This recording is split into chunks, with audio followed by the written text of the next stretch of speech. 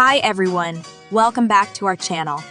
In this video, I'm going to share about my daily routine in an aim to help you master your everyday spoken English.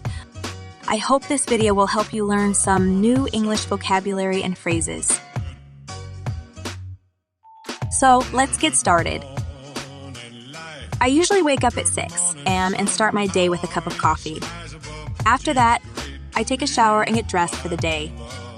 Then I have breakfast, which usually consists of toast and eggs.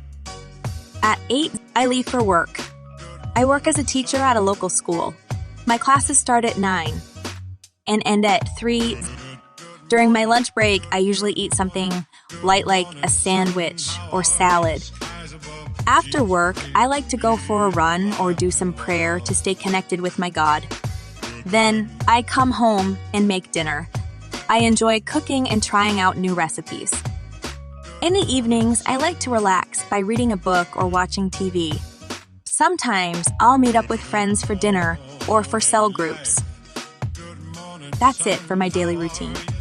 Thanks for watching, and don't forget to subscribe to my channel for more videos like this.